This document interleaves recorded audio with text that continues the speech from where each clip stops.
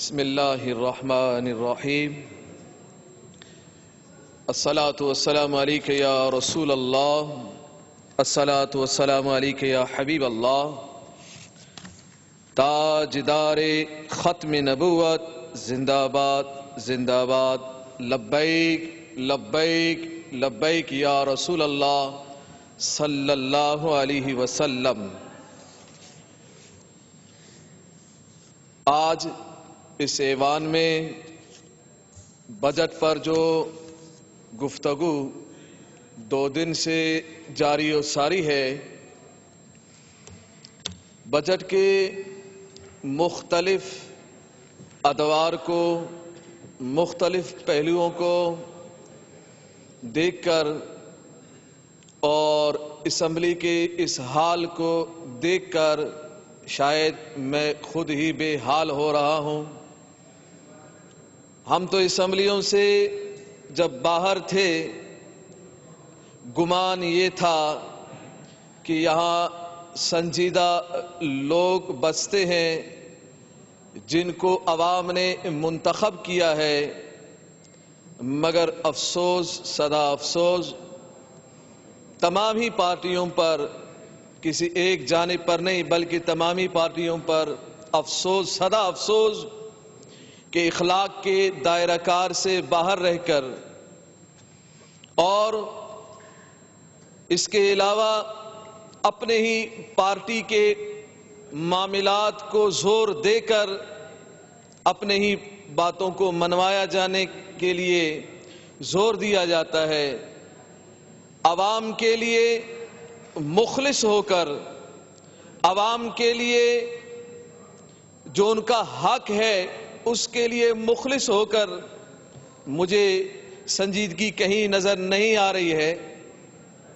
بہرحال میں اس ایوان میں پہلی مرتبہ مسلمانوں کی جانب سے منتخب ہو کر آیا ہوں، بالخصوص اس کام کے لیے کہ مجھے اس ایوان کے اندر انشاءاللہ العزیز اسلام کی پاسداری کرنی ہے، ختم نبوت کی پاسداری کرنی ہے، ناموس رسالت کی پاسداری کرنی ہے۔ گفتگو دوسری جانب جائے گی، بجٹ کے حوالے سے جو معاملات چل رہے ہیں، میرا حلقہ وہ بجٹ کا بہت مستحق ہے۔ اس کی وجہ یہ ہے کہ 15 سے 20 سال، 20 سے 25، 25 سے 30، 30 سے 35 سالہ معاملات بھی مجھے وہاں نظر آئے۔ گٹر لائن ابھر رہے ہیں، کوئی پوچھنے والا نہیں ہے۔ میں ہمارے محترم جناب سعید غنی صاحب کا بھی توجہ طلبگار ہوں کہ 35 سال لوگوں نے مجھے کہا مفتی صاحب 35 سال ہو گئے ہیں یہاں کوئی آیا نہیں۔ جب ہم نے متعلقہ اداروں سے بات کی تو انہوں نے یہی کہا کہ یہ گٹر لائن تم لوگوں نے خود بچھائے ہیں تو خود ہی سنبھالو۔ مجھے اس جواب پر بڑی شرمندگی اور ان لوگوں پر بڑا افسوس کہ جنہوں نے ایک تو گٹر لائن ڈال کے نہیں دیا، عوام نے خود ڈالی، ڈالنے کے بعد ان کو ایسا جواب دیا گیا۔ عرب محلہ، اس کے علاوہ حاجی قاسم کالونی، اس کے متعلقہ اطراف گٹر لائن کے بنا پر وہ آپ جا کے وہاں جائیں تو آپ سانس نہیں لے سکتے، اتنی بدبو ہے وہاں پر۔ اور اس وقت جو بلدیہ ٹاؤن ہے نا، میں اگر اس کو کراچی کا تھر کہوں تو یہ وجہ ہے، یہ کوئی بعید بات نہیں ہے کہ وہ کراچی کا تھر بن گیا ہے۔ پانی کے بوند بوند کے لیے لوگ ترس رہے ہیں، لوگ تڑپ رہے ہیں۔ میں ایک عوامی بندہ ہوں، میں کوئی آسمان سے نہیں آؤں، میں ابھی بھی عوام کے اندر ہوں، پیدل گھومتا ہوں، ان کے ساتھ چلتا ہوں، بائک پر میں ہوتا ہوں ان کے ساتھ۔ ان کے مسائل کو جب میں دیکھتا ہوں، ان کے معاملات کو دیکھتا ہوں تو کلیجہ پھٹنے کو آتا ہے۔ وہ لوگ बेचारे पूरे दिन मजदूरी करके 500, 600, 700 रुपए कमाते हैं और जब अपने घर आते हैं, जनाब स्पीकर साहब, जब वो अपने घर आते हैं तो थके मांदे वो फिर डब्बा उठाते हैं बेचारे और डब्बा को घुमाते हैं, खून के आंसू आंखों से आते हैं को डब्बा घूम घूम के उसको मीठा पानी डब्बे के जरिए भी नहीं मिलता और फिर वो डब्बे को घुमा घुमा के खारा पानी ढूंढता है, खारा पानी ढूंढ ढूंढ ढूंढ के उसको बामुश्किल खारा पानी भी कभी नहीं मिलता। ये हालात है बल्दिया टाउन के। और मां बहनें बेचारी लाइनों में लगी होती हैं, एक हाथ में बच्चा है तो एक हाथ में डब्बा है पानी का, परेशान है, हम करें तो क्या करें। मुझसे सवाल किया मुफ्ती साहब, आप दीनदार हैं, हमने आपको मुंतखब किया है, आप हमारे लिए बात करें। तो रब गवाह है कि जब से हमने हलफ उठाया है इन मुतल्लिका इदारों से हमने काफी गुफ्तगू की है। तवज्जो तलब बात, तमाम मुतल्लिका वजीर साहिबान इस बात की तरफ तवज्जो रखें जो बहुत अहमियत के हामिल है। मैं वाटर बोर्ड के तमाम मुतल्लिकान से मिला हूं और मिलकर उनको मैंने एहसास दिलाया है कि यहां पानी का मसला हल करें, मगर अफसोस, सदा अफसोस जवाब ये मिलता है, ये मेरा काम नहीं, वो मेरा काम नहीं, ये मेरा काम नहीं। तो हम पूछे तो किससे पूछें? इस वक्त अवाम बहुत गुस्से में है, करब में है। इस वक्त उसकी हालत ये है कि वो रोडों पर निकलने को तैयार है और हमने उनको रोक के रखा है। मगर बल्दिया टाउन की आवाम ने ये हमें कह दिया है कि मुफ्ती साहब आप असेंबली में इस बात को उठाएं, अगर 2 हफ्तों के अंदर हमारे बल्दिया टाउन का मामला हल नहीं किया गया तो हम रोडों पर एहतजाज करेंगे और ये फकीर भी उनके साथ होगा, ये फकीर भी उनके साथ होगा, क्योंकि बल्दिया टाउन को यतीम बनाया गया है। मगर अब इंशाअल्लाह लब्बैक वाले आ गए हैं, रिजवी शेर आ गए हैं, अल्हम्दुलिल्लाह अब इंशाअल्लाह बल्दिया टाउन को हर हाल में हम पानी दिलवाएंगे इंशाअल्लाह। और आप मुतल्लिका जितने भी वजीर हैं, यहां पर हुकूमती नुमाइंदे हैं, उनसे भी मैं गुजारिश करता हूं कि ऐसी नौबत ना आए कि हम रोडों पर आए, आप इस मसले को हल करें। वजीर आला साहब ने जो समंदर के पानी को, जो खारा पानी है उसको मीठा बनाने के लिए जो इकदामात किए हैं, बजट के अंदर कुछ मामला डाले हैं उन्होंने, हम इसको सराहते हैं। मगर ये ना हो कि वो क्लिफ्टन के अमीरों को मिल जाए, हाँ ये ना हो कि वो क्लिफ्टन के अमीरों को ही मिल जाए, बल्कि उसके लिए खास एहतिमाम किया जाए। जो बल्दिया टाउन कराची का थर बना हुआ है इसको मुहैया किया जाए। और इसके अलावा आप सेहत की बात देखें, सेहत पर मैं क्या बात करूं, मुतल्लिका सेहत के जो जिम्मेदारान है वो तवज्जो से इस बात को समाअत करें कि मेरे हलके में अर्बन सेंटर है, वहां उसकी इमारत मुनहदिम होने वाली है। ये पैगाम मैं दे रहा हूं यहां पर, आइंदा ये किसी हादसे का शिकार अनकरीब होने वाला है। अल्लाह न करे ऐसा हो जिसकी जद में कई इंसानी जानें आ जाएं, वो बिल्कुल मुनहदिम होने वाली है। और उसके लिए बजट का जो मामला है उसको भी मेरे सामने रखा जाए कि क्या बजट पेश किया गया है। और उसमें एक बात, बल्दिया टाउन 10 लाख की आबादी है, अफसोस दर अफसोस कि उसमें एक सरकारी हॉस्पिटल भी नहीं है।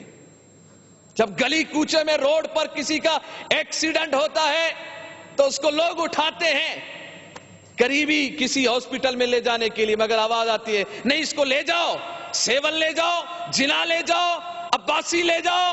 अरे भाई मर जाएगा, बोला मर जाए, ले जाओ इसको। क्यों भाई? बोला 10 लाख की आबादी में कोई सरकारी हॉस्पिटल नहीं है। क्या 10 लाख बंदे अहमियत के हामिल नहीं है? अर्बन सेंटर जो बड़ी जगह पर है, रकबे पर मुश्तमिल है, एक अलग इमारत भी है और एक मुनहदिम होने वाली इमारत भी है। जो इमारत बनी है उसमें मेरी गुजारिश ये है कि उसको बाकायदगी से एक ہاسپٹل بنایا جائے، باقاعدگی سے سیول کی نما پر، جنا کی طرز پر، عباسی کی طرز پر اس کو ایک باقاعدہ ہاسپٹل کی حیثیت دی جائے، وہاں پر ہر سہولیت مہیا کیا جائے۔ اور ایک اور بات جو خاص طلب تر بات ہے وہ یہ ہے ایجوکیشن کے لیے جو بجٹ مختص کیا گیا ہے۔ آپ مجھے ایوان میں یہ بتائیں، آپ میں سے کس کے بچے سرکاری اسکولوں میں پڑھتے ہیں؟ ماشاءاللہ، اچھی بات ہے، مگر ہمارے ہاں کوئی نہیں پڑھتا۔ اس کی وجہ کیا ہے؟ وجہ یہ ہے کہ میں فقیر خود اقبال اسکول، میں نام دے رہا ہوں آپ کو، اقبال اسکول سے 11 ٹرک کچرے میں نے ٹی ایل پی کے کارکنوں کے ساتھ مل کر میں نے نکالے ہیں۔ 11 ٹرک کچرے ٹی ایل پی کے کارکنوں کے ساتھ مل کر میں نے اقبال اسکول سے میں نے نکالے ہیں، اور اس کے بعد بھی گندگی کا ڈھیر موجود ہے وہاں پر۔ تو وہاں آپ بچوں کو پڑھائیں گے کیا؟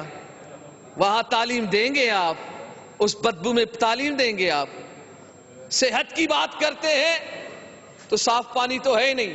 جو بجٹ صحت کے لیے مختص کر دیا گیا ہے اس کا آدھا حصہ کر کے پانی کو دیا جائے، کیونکہ جب تک صاف پانی نہیں ملے گا تو صحت کہاں سے ملے گی؟ صحت تب ملے گی جب صاف پانی ملے گا۔ آپ کے صحت کے مسائل آدھے سے آدھا 50% جب آپ لوگوں کو، عوام کو صاف پانی دیں گے، مسائل حل ہوں گے انشاءاللہ۔ اور اس کے علاوہ جو ہمارے مدارس ہیں، جو ہمارے مساجد ہیں، میں مطالبہ کرتا ہوں کہ تمام مساجد اور مدارس کے جو بلز ہیں، پانی کے، بجلی کے، ہم مساجد میں ہم سب نماز پڑھتے ہیں، سب عبادت کرتے ہیں، سب کی استعمال کی جگہ ہے۔ اس لیے میں گزارش کرتا ہوں کہ ان کے بل کو ختم کر دیا جائے، اس کو فری کر دیا جائے۔ اور اس کے علاوہ ایجوکیشن میں مدارس بھی تو ہیں، دینی مدارس، ان کے لیے کیا فنڈ خاص کیا گیا ہے؟ متعلقہ جتنے بھی ذمہ دار ہیں، میرا ان سے سوال ہے کہ جو مدارس ہیں، مدارس کے لیے آپ نے کیا فنڈ خاص کیا ہے؟ جو فنڈ خاص کیا گیا ہے اس کے بارے میں مجھے مجھے اس کے بارے میں آگاہی دی جائے کہ کیا خاص کیا۔ اگر خاص نہیں کیا گیا ہے تو خاص کیا جائے اس کے لیے۔ ہمارے اسلام کو ترجیح دیں، اسلامی تعلیمات کو ترجیح دیں۔ اسلام کی بنیاد پر یہ پاکستان ہمیں ملا ہے۔ ملک پاکستان کا مطلب لا الہ الا اللہ، اور اس میں قانون بھی جو ہوگا وہ محمد الرسول اللہ صلی اللہ علیہ وسلم کے ہی قانون ہوگا۔ اور یہ بات، ایک اور بات خاص، آپ اس پر جو بھی آپ تبصرہ کریں، جو بھی آپ کہیں، وہ یہ کہ کسی کی بھی لیڈر پر جب بات آتی ہے، کل میں نے دیکھا، پرسوں میں نے دیکھا، زرداری صاحب کے متعلق بات ہوئی اور آپ لوگوں نے غم و غصے کا اظہار کیا، ٹھیک کیا آپ نے، آپ کا قائد ہے، آپ کا حق ہے کرے،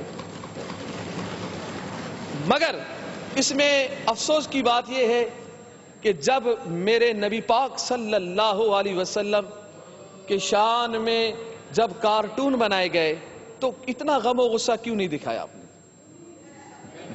نہیں، جتنا شور آپ لوگوں نے اس وقت کیا تھا جب زرداری صاحب کے بارے میں بات ہوئی، آپ نے اچھا کیا، آپ کا حق تھا، آپ کا قائد تھا، مگر قائد اعظم ہمارے رہبر، ہمارے نبی پاک صلی اللہ علیہ وسلم کی شان سے بڑھ کر کسی کی شان نہیں ہے۔ ہم مسلمان ہیں اور مسلمانیت کا حق یہ ہے کہ ہم علی اعلان اور اپنے غم و غصے کا اظہار کرتے ہوئے اگر ہم اس ایوان سے کھڑے ہو کر ہاتھوں کو بلند کر کے ہم ہائی لینڈ کو یہ پیغام دیتے کہ سندھ اسمبلی میں رہنے والے، بسنے والے، یہ جو مسلمان ہیں جن کو مسلمانوں نے منتخب کیا ہے، یہ تمہارے اس عمل کی مذمت کرتے ہیں، اگر اس انداز میں ہوتا تو بہت ہی اچھا ہوتا۔ اگر نہیں ہوا ہے، میں گزارش کرتا ہوں آپ سے کہ آپ سب کھڑے ہو جائیں اور ہاتھ بلند کریں اور ایک مرتبہ پورے عالم کفر کو یہ پیغام دے دے کہ ہم سب ایک ہیں مسلمان، اور اپنے نبی کی شان میں کوئی گستاخی نہ برداشت کرتے ہیں، نہ کریں گے۔ آئندہ کے لیے بھی پیغام دے دے۔ آپ اگر میری بات سے اتفاق کرتے ہیں تو کھڑے کھڑے ہو کر ہاتھ بلند کر کے یہ اعلان کرے کہ یہ سندھ اسمبلی اس بات کی گواہی دے رہی ہے کہ آج کے بعد میرے نبی کی شان میں اگر کوئی گستاخی کرے گا تو مسلمان خاموش نہیں بیٹھیں گے. ہم آپ کے ساتھ ہیں. لبیک لبیک لبیک یا رسول اللہ، لبیک لبیک لبیک یا رسول اللہ. تاجدار ختم نبوت زندہ باد زندہ باد. میرا پاکستان زندہ باد، سندھ زندہ باد، تحریک لبیک پاکستان زندہ باد. السلام علیکم ورحمۃ اللہ وبرکاتہ.